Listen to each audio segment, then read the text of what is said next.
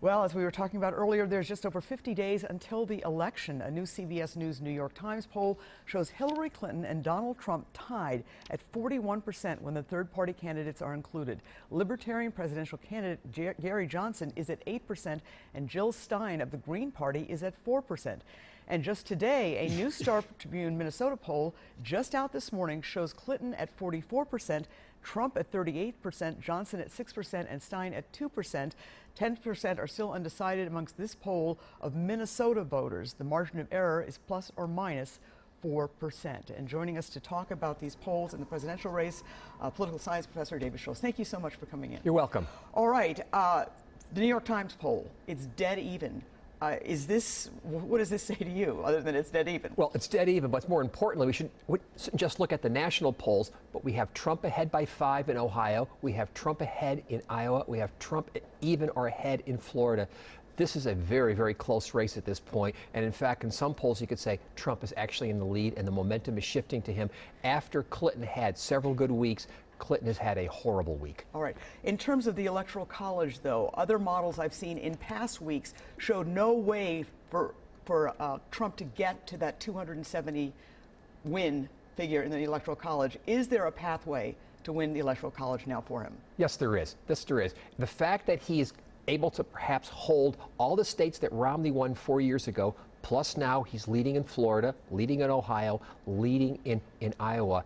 That puts him in a position where if he can pick up one more state, such as New Hampshire, for example, he's got the path to 270. So for anybody who thought that yet maybe Trump could win, let's say, the popular vote, but not win 270 electoral vote, the Electoral College map now seems to be open and competitive. All right.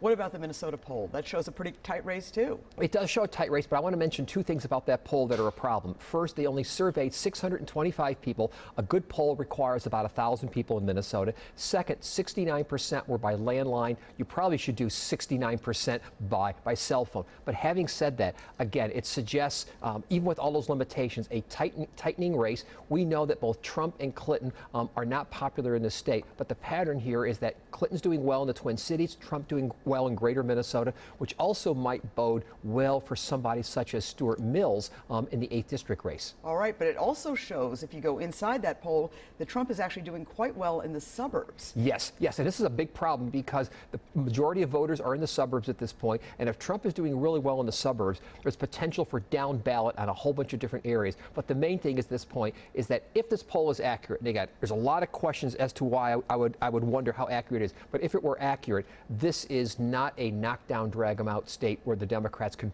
take it for granted. All right. People are waking up to this news of some kind of a massive attack in New York City. There was an explosion in New Jersey, and then we have the St. Cloud mall stabbings. Right. ISIS now claiming responsibility. Who does this benefit in this very volatile election year, Mrs. Clinton or Donald Trump? Well, it appears at this point, if you look at the CBS poll, we look at other polls at this point, that they're either dead even or a slight advantage goes to Donald Trump on some national security issues. And that's odd because when you think of Secretary Clinton, she's a former Secretary of State, former U.S. Senator, especially the Secretary of State, it should work for her. I think, and many pollsters are agreeing, saying that any kind of sort of terrorist attacks work to the advantage of Donald Trump in terms of his talk about immigration and security issues. All right.